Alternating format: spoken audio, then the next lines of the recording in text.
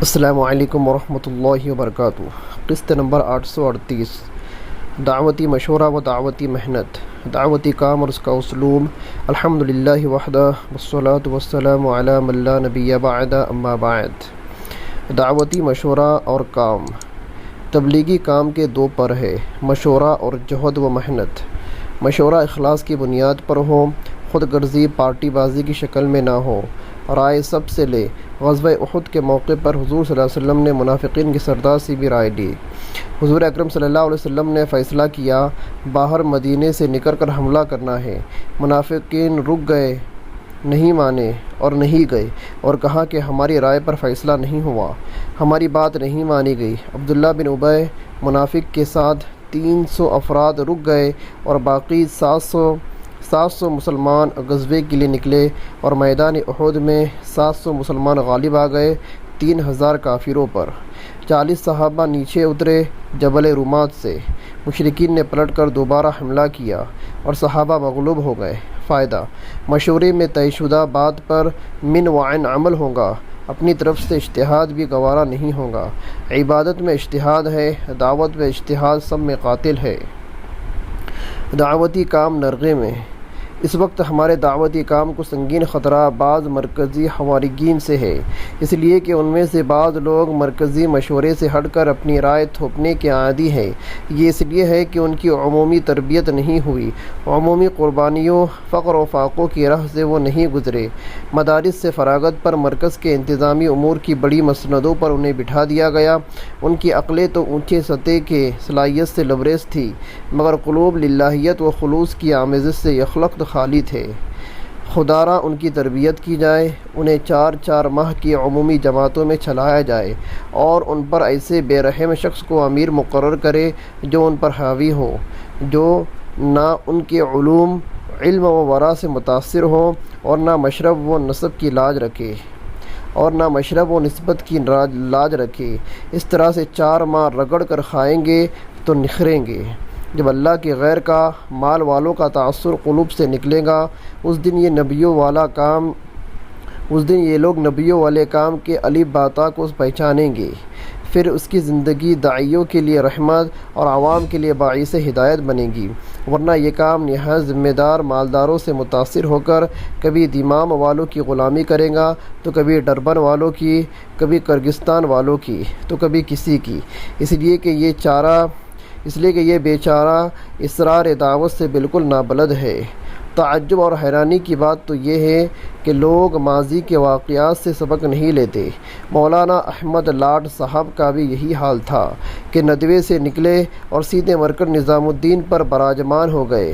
نہ کوئی تربیت اور نہ ہی عمومی دعوتی محنت کی سنگلاخ وادیوں سے گزرنا ہوا، اور اچانک بڑے بن بیٹھے۔ انجام کار کیا ہوا سب کے سامنے ہے۔ اکھنڈ الیاسی تبلیغی جماعت کے ٹکڑے ٹکڑے کر دیے۔ قیامت تو آ سکتی ہے، لیکن شرائعیت کا فرقہ ضالہ طائب ہو کر مرکز نظام الدین لوٹے، یہ ناممکنات میں سے ہے۔ سن 1986 میں حج کے بعد بندہ حضرت مولانا سعید احمد خان صاحب نور اللہ مرقدہ مسجد نور مدینہ منورہ میں مقیم تھا۔ مولانا سعید خان صاحب خطوط لکھا کرتے تھے۔ بمبئی والے بھائی سلیمان مومیہ صاحب رحمۃ اللہ علیہ کا خط آیا۔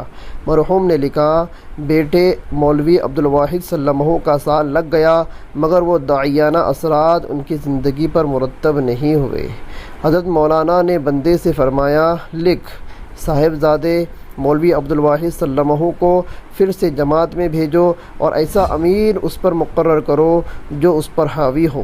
ہمارے بزرگ دعوتی کام کے طبیب حاذق ہوتے ہیں، نبض دیکھ کر نسخہ بتا دیتے ہیں۔ فائدہ: داعی کی تربیت گاہ عمومی میدانی محنت، عمومیت والا رہن سہن، عمومیت والے خانے سونے میں پنہاں ہے۔ جو اس سلوک دعوت کی منزلیں طے نہ کی ہو، جس نے اس سلوک کے دعوت کی منزلیں طے نہ کی ہوں، وہ کیا جانے کہ دعوتی کام کس چڑیا کا نام ہے۔ اسے تو رائے دینے کا بھی کوئی حق نہیں، اس لیے کہ اس کے ہر کلمے اور ہر جملے سے نفسانیت کی بدبو ہی ظاہر ہوگی، للہیت کا کوسوں دور پتہ بھی نہیں لگے گا۔ اس طرح کے لوگوں کو مشورے میں صرف سماعت کی اجازت ہو، رائے دینے کی نہیں، چاہے ان کی صلاحیت اعلیٰ و ارفع ہی کیوں ہو، اس لیے کہ صاحب صلاحیت ہونا تربیت یافتہ ہونے کی ہرگز دلیل نہیں۔ مشورے کا وقار قائم رکھیں۔ اسلام کا وقار نماز میں، کام کا وقار مشورے میں، مشورے سے ہر ساتھی میں کام کی فکر پیدا کرنا ہے۔ بحث و مباحثہ، اصرار و تکرار ہمارے مشورے کی موت ہے۔ یہ بات تو بہت معقول ہے کہ رائے سب سے لی جائیں گی، مگر یہ بات نامعقول ہے کہ سب کے اتفاق سے کام ہو۔ رائے تو مختلف ہوں گی، لیکن فیصلہ ہو جانے پر سب کا متفق ہونا، یہ اللہ والے داعیوں کی پہچان ہے۔ حضرت ابوبکر صدیق رضی اللہ تعالیٰ عنہ کتنی چیزوں میں منفرد تھے۔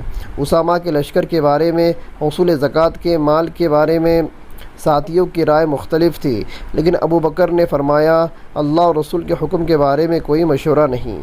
بعض باتیں صحابہ کی سیرت میں کھلی ہوئی ہے، ہمارا کام اس کی تنفیذ کی کوشش کرتا ہے۔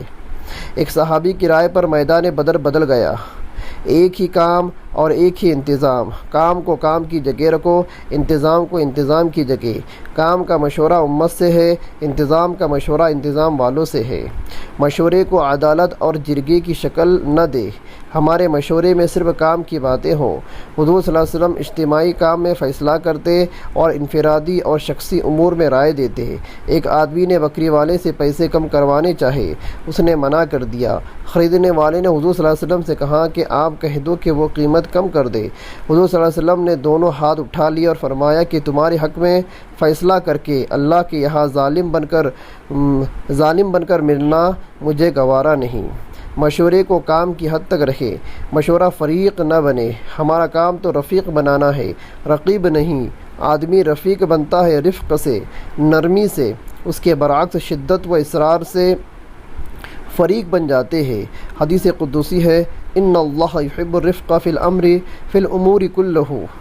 ترجمہ، اللہ پسند فرماتا ہے نرمی کو ہر کام میں۔ فائدہ، بے اصولیوں کو ختم کرنے کے لیے نرمی اختیار کی جائیں گی، مذاکرہ کیا جائے گا۔ محاسبہ ہمارے کام میں زہر ہے، کارگزاری مسنون عمل ہے۔ کارگزاریوں میں سامنے آنے والی کمی کوتاہیوں کو ترغیبی مذاکرے کے ذریعے ختم کیا جائے گا۔ محاسبے کا حق اسے حاصل ہے جو جزا و سزا دینے پر قادر ہو، اور وہ صرف اللہ تعالیٰ کی بابرکت ذات ہے۔ فائدہ، اس میں اس عقیدے کا رد ہے، یعنی ہر پیر و جمعرات کو امت کے اعمال حضور صلی اللہ علیہ وسلم پر پیش کیے جاتے ہیں۔ البتہ صحیح روایت یہ ہے کہ فرشتے بندوں کے اعمال اللہ تعالیٰ پر پیش کرتے ہیں۔ بے اصولیوں کے خلاف لڑنا سب سے بڑی بے اصولی ہے۔ اس سے اصول قائم نہیں ہوں گے، بلکہ اس شدت سے افتراق پیدا ہوگا اور پیدا ہو گیا عالمی شورا کی شکل میں۔ اعتصام حق، وَاعْتَصِمُوا بِحَبْلِ اللَّهِ جَمِيعًا وَلَا تَفَرَّقُوا، سورہ آل عمران آیت نمبر 3۔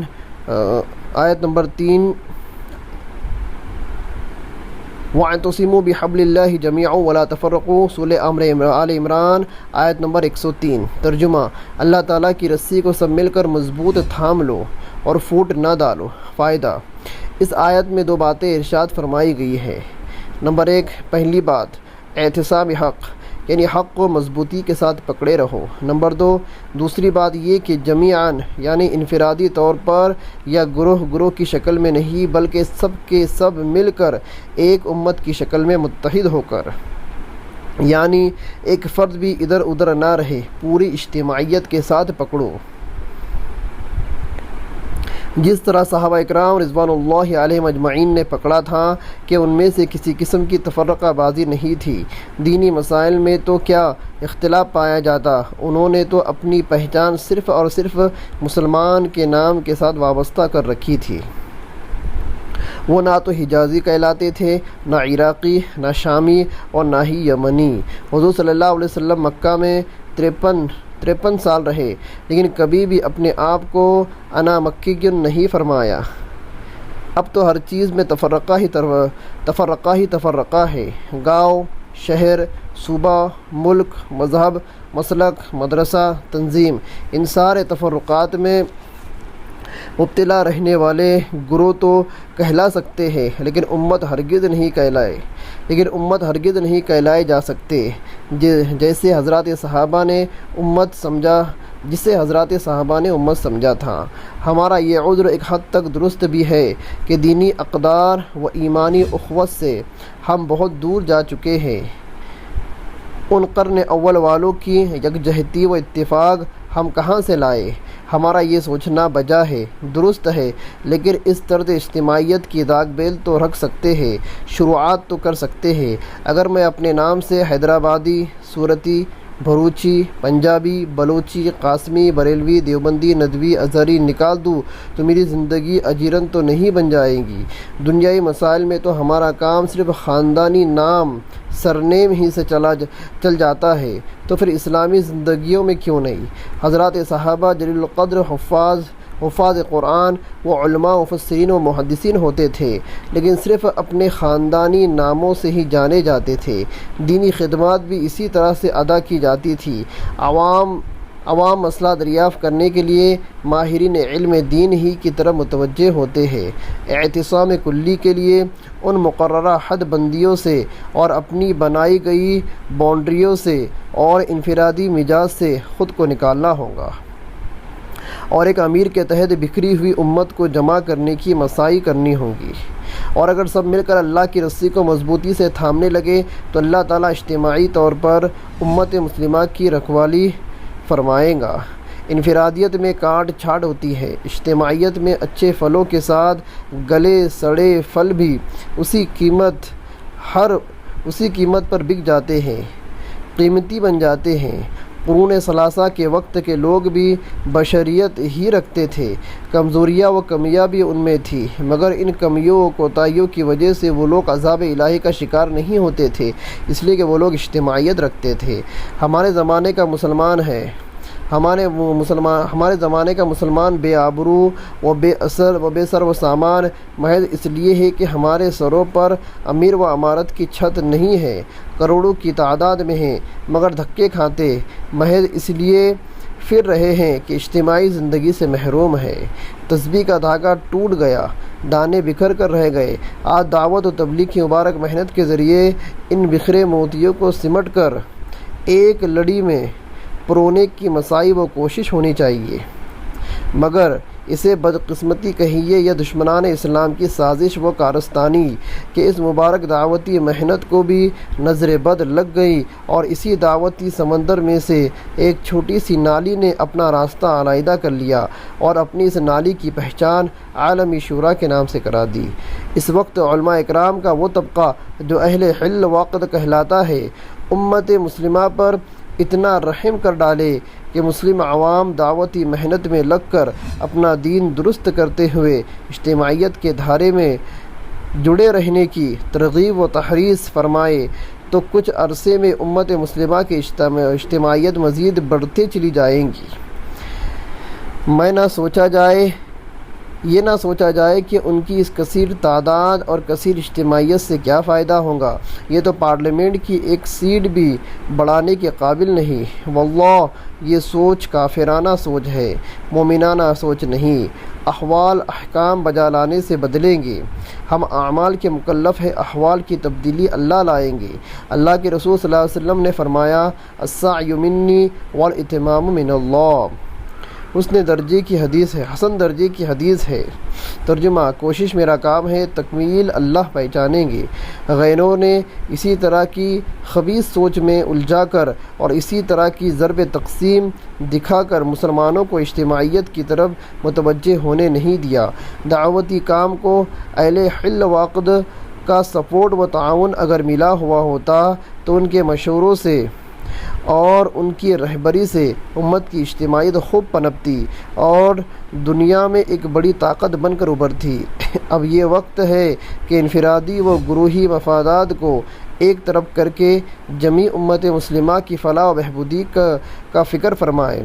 ہمیں توقع تھی کہ مسلمانوں کی اس زبوں حالی کے بعد اہل حل وعقد کی طرف سے کوئی اجتماعی لائحہ عمل تیار کیا جاتا اور اس سے امت مسلمہ کی مزید اجتماعیت کو مستحکم کرنے کے بارے میں مفید مشورے اور رائے دی جاتی اور آپسی اختلافات کو ختم کیا جاتا، مگر افسوس کہ وہی رفتار بے ڈھنگی جو پہلے تھی سو اب بھی ہے۔ اس وقت مرکز ہے، مرکزیت ہے، امارت ہے، امیر کے تحت شورا ہے، ساری دنیا میں کام کرنے والا بڑا عملہ ہے، چاروں طرف سے استقبال ہے، اور یہ سب کچھ عطا فرما کر اللہ تعالیٰ یہ دیکھنا چاہتے ہیں کہ اس بار امانت کا کیا حق ادا کیا جا رہا ہے۔ عوام قربانیاں دے رہی ہے اور دیتی رہیں گی۔ علماء اکرام و خواص کی ذمہ داری ہے کہ وہ عوام کی حوصلہ افزائی فرمائے اور ان کے راستے کی رکاوٹوں کو دور فرمائے اور ان کی ہر حال میں رہبری فرمائے۔ دعاؤں اور زبان و قلم کے ذریعے بہت کچھ کہا جا سکتا ہے۔ حق کا استحکام و باطل کا رد علمی دلائل سے دیا جا سکتا ہے۔ یہی تو علماء اکرام کا اصل کام و ذمہ داری ہے۔ مثلاً عالمی شورا کا تعاقب کرے، علمی انداز میں، نہ کہ بازاریوں کی طرح۔ ہم حقائق بیان کرتے ہیں سند کے ساتھ، قرآن و حدیث کی روشنی میں، مگر عالمی شورا والے اس کا رد کرتے ہیں گالی گلوچ اور گندی زبان میں، حالانکہ یہ علم والے بھی ہوتے ہیں، مگر ان کا اس طرح کا انکار یہ ہمارا انکار نہیں ہے، البتہ قرآن و حدیث کا انکار ہے، اس لیے کہ ہم ہر بات قرآن و حدیث کی سند کے ساتھ لکھتے ہیں۔ نفس عیار بے سود بحث بنا لیتے ہیں۔ نفس عیار ہے سو بحث بنا لیتے ہیں۔ ملکوں کے دعوتی کام کے مسائل حل کرنے کے لیے ایسے ساتھیوں کو بھیجا جائے کہ ان پر ملک والے حاوی نہ ہونے پائے، تب تو اصلاح کی توقع ممکن ہے، ورنہ سفر و متاع سفر کے ضیاع کے سوا کچھ نہیں۔ اللہ تعالیٰ دعوتی کام اور اس کی مرکز و عمارت امیر کی پوری حفاظت فرمائے، ہدایت فرمائے، تربیت فرمائے۔ اللہم ارزقنی بطانۃ صالحہ، اے اللہ مجھے نیک خو ساتھیوں کی جماعت مرحمت فرما۔ اذکار نبوی میں یہ دعا ملتی ہے۔ اللہ تعالیٰ انسانیت کی عمومی ہدایت کے فیصلے فرمائے۔ آمین یا رب العالمین۔ السلام علیکم ورحمۃ اللہ وبرکاتہ۔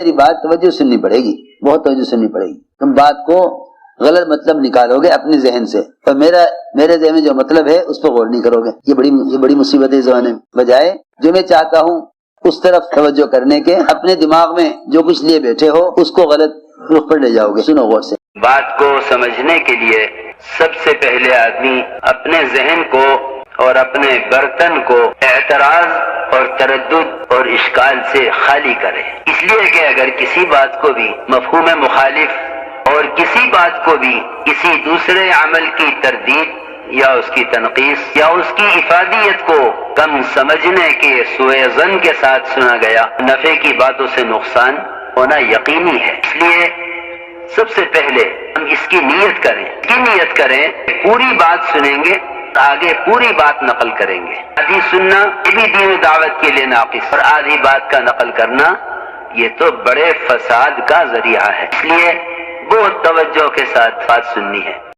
اور اگر آپ نے ابھی تک ہمارا چینل سبسکرائب نہیں کیا تو فوراً سبسکرائب کیجئے، ساتھ ہی بیل آئیکن پر کلک کریں تاکہ مزید آنے والی ویڈیو ہیں وہ آپ کو وقت پر ملتی رہیں۔